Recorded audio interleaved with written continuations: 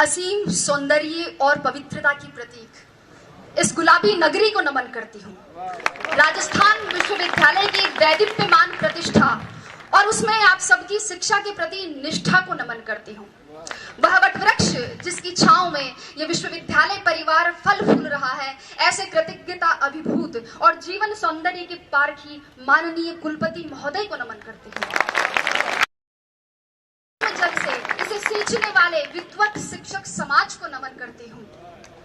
राजस्थान विश्वविद्यालय की वैभवशाली परंपरा और गौरवशाली इतिहास और उसमें जन्मी आप सबकी सुनहरे भविष्य की उत्साहित और अनुशासित प्यास को नमन करते हुए नमन करती हूँ उस परम पिता परमेश्वर को जो मुझ में वक्ता बनकर बोल रहा है, आप में श्रोता बनकर सुन रहा है और इस पंडाल के कण कण में विद्यमान होकर इस अनुष्ठान को साकार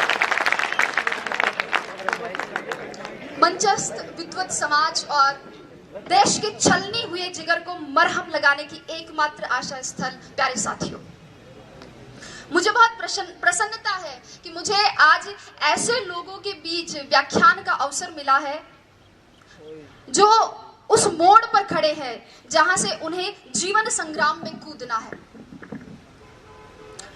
अभी आपके सामने बहुत सारी चुनौतियां और संघर्ष है। ऐसा नहीं है कि आरएस बनने के बाद मेरे संघर्ष और चुनौतियां खत्म हो गए हैं, बल्कि वो तो अभी शुरू हुए हैं, लेकिन उनसे लोहा लिए बिना हम आगे नहीं बढ़ सकते हैं। साथियों, मुझे नहीं लगता कि मैं अपने इन स्नातक अनुजों को कोई मार्गदर्शन दे सकती हूँ या आप में किसी अभूतपूर्व ऊर्जा का संचार कर सकती हूँ, क्योंकि मैं भी आप ही की तरह एक जिज्ञासु विद्यार्थी रही हूँ और पिछले कुछ वर्षों में वही सामने आप ही की तरफ बैठा करती थी जहां आज आप जगमग तारों की तरह इस परिसर को रोशन कर रहे हैं।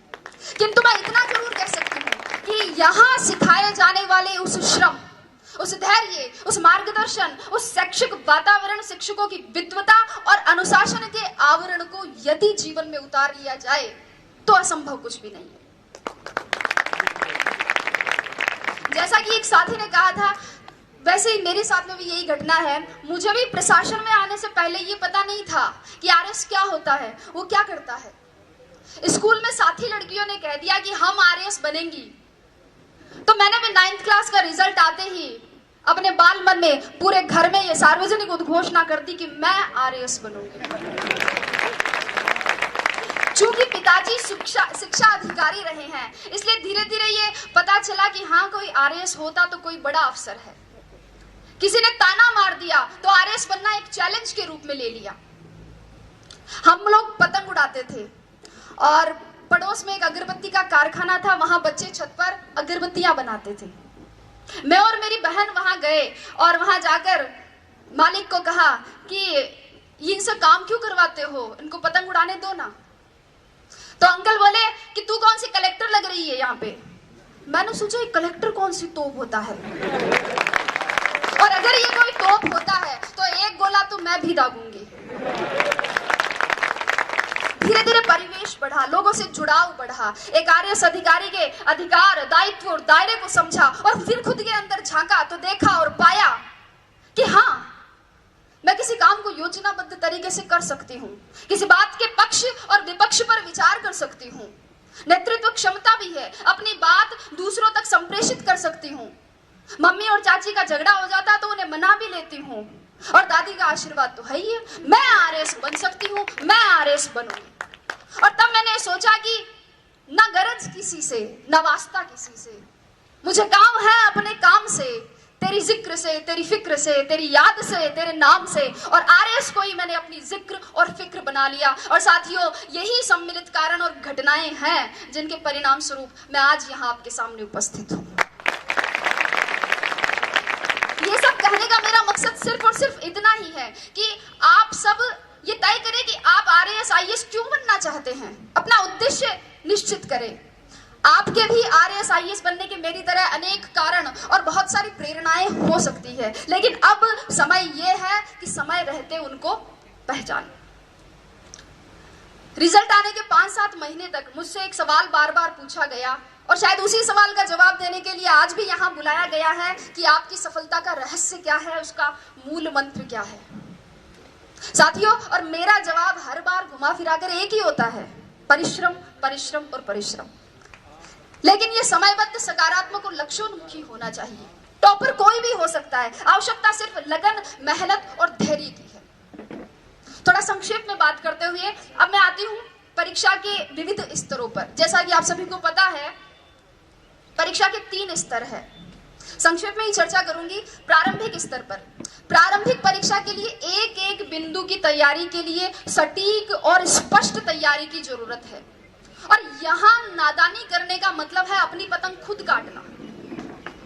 वस्तुतः दोस्तों, प्रारंभिक परीक्षा की तैयारी मुख्य परीक्षा के दृष्टिकोण से करनी चाहिए और बिना किसी शॉर्टकट की उम्मीद लगाए करनी चाहिए। जिस व्यक्ति ने कभी हाथी नहीं देखा है, अचानक उसके सामने अगर हाथी आए तो क्या होगा? डर जाएगा। इसलिए आप पिछले वर्षों के, चाहे प्रारंभिक परीक्षा हो चाहे मुख्य परीक्षा हो, पिछले वर्षों के प्रश्न पत्रों का विश्लेषण कर सबसे पहले अपने डर को दूर भगाएं। अक्सर विद्यार्थी इस असमंजस में रहते हैं कि तैयारी कहां से शुरू करें, कैसे शुरू करें। मेरे हिसाब से 9वीं 10वीं की मानक पाठ्य पुस्तकों जैसे एनसीईआरटी बुक्स, इनसे सबसे पहले अपना आधार मजबूत बनाएं और फिर इसके साथ ही किसी एक राष्ट्रीय और राज्य स्तर के समाचार पत्र या और किसी एक मासिक पत्रिका का नियमित अध्ययन करें। जो बिंदु समझ में नहीं आए उन्हें याद करने के लिए नोट्स बना लें और परीक्षा से पूर्व उनका अधिकाधिक रिवीजन करें। ये थी प्रारंभिक परीक्षा। मुख्य परीक्षा की बात करें। मुख्य परीक्षा वास्तव में इस परीक्षा का निर्णायक चरण है, जिसका इस परीक्षा में 88% योगदान है। और यहां ध्यान दीजिएगा, यहां उत्तर की कसावट और उसका सर्वोत्तम प्रस्तुतिकरण ही कामयाबी का मूल मंत्र है। मुख्य परीक्षा से पहले इन प्रश्नों पर विचार करें कि परीक्षा का पाठ्यक्रम किस प्रकार का है, पैटर्न किस तरीके का है, सवाल पूछे जाने का ट्रेंड क्या रहा है, मानक पाठ्य सामग्री कहां से और कैसे मिलेगी, उत्तर लेखन के लिए रणनीति और समय प्रबंधन कैसे करना है, पूर्व में सफल रहे अभ्यर्थियों की क्या रणनीति रही है, कितनी मेहनत जरूरी है, कितनी मूवीज और पार्टियों में नहीं जाना है, कितनी गप्पे एग्जाम के बाद के लिए छोड़नी है, व्हाट्सएप को मोबाइल में कब तक अनइंस्टॉल रखना है।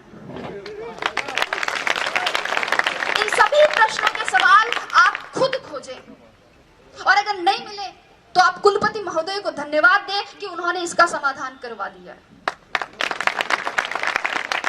दोस्तों, वास्तव में प्रत्येक अभ्यर्थी, प्रत्येक विद्यार्थी के पढ़ने का तरीका, उसके सोच की गहराई, पारिवारिक परिस्थितियां और समय की उपलब्धता अलग अलग होती है। अगर आप इन सवालों के जवाब खोज लेते हैं तो आपकी आधी समस्या का समाधान हो जाएगा। अब बात करती हूं साक्षात्कार की। जैसे कि पुष्पा जी ने कहा था कि साक्षात्कार आपके ज्ञान का नहीं अपितु आपके व्यक्तित्व का परीक्षण है। साक्षात्कार में सामान्यतः एक अभ्यर्थी की मानसिक सजगता, ध्यान दीजिएगा, मानसिक सजगता, समीक्षात्मक दृष्टिकोण, नेतृत्व, निर्णय क्षमता, रुचि की विविधता, सामाजिक संगठन की योग्यता, बौद्धिक और नैतिक ईमानदारी और इसके अलावा आसपास की घटनाओं में, आसपास की परिवेश में घटित हो रही घटनाओं में अभिरुचि और दृष्टिकोण की गहन जांच होती है। सभी प्रश्नों का उत्तर देना एक अच्छे साक्षात्कार का प्रतीक नहीं है और कुछ प्रश्नों का उत्तर न देना साक्षात्कार के बिगड़ने का परिचायक भी नहीं है। वस्तुतः ये तो सामने आ रही आपकी अवधारणाओं और आपके हाव भाव पर आधारित है। महत्वपूर्ण ये नहीं कि कितने प्रश्नों का उत्तर दिया, अपितु ये है कि उत्तर किस प्रकार दिया। अक्सर विद्यार्थी मुझसे पूछते हैं कि मैडम साक्षात्कार के लिए कक्ष में जाने से पूर्व क्या करें, दरवाजा खोल के अनुमति कैसे मांगे, हिंदी में मांगे या अंग्रेजी में मांगे, कुर्सी पर उनके कहने पर बैठे कि खुद बैठ जाए, बैठते वक्त हाथ टेबल पर रखे, पांव पर रखे, सिर पर रखे, कहाँ रखे। लड़के पूछते हैं कि मैडम टाई लगाए, टाई के साथ कोट भी पहने, क्या शेविंग करे या नहीं करे। और लड़कियां भी पूछती है कि साड़ी पहने, सूट पहने तो मैचिंग का ब्लाउज पहने, क्या मैचिंग की nail polish, sandal, earrings, purse, bangles, blah blah blah.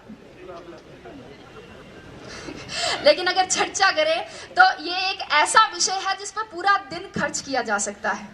लेकिन अगर मेरी माने, संक्षेप में मेरी माने, तो आप तो बस अगर आपको लगता है कि आपकी तैयारी अच्छी है, आपकी विषय पर पकड़ है, आपने जो अपने हिसाब से कपड़े पहने हैं उनमें आप सुविधाजनक महसूस कर रहे हैं और उनसे आपके शरीर का आत्मविश्वास झलक रहा है, अगर आपको लगे कि आपने अपने माता पिता का आशीर्वाद ले लिया है, ईश्वर में आपकी आस्था है और दादी और नानी ने कह दिया कि जा बेटा कलेक्टर बन के ही आई, तो आप तो बस दरवाजा खोलिए और मुस्कुराते हुए अंदर घुस जाइए। अभी आपका बायोडेटा देखा जा रहा है।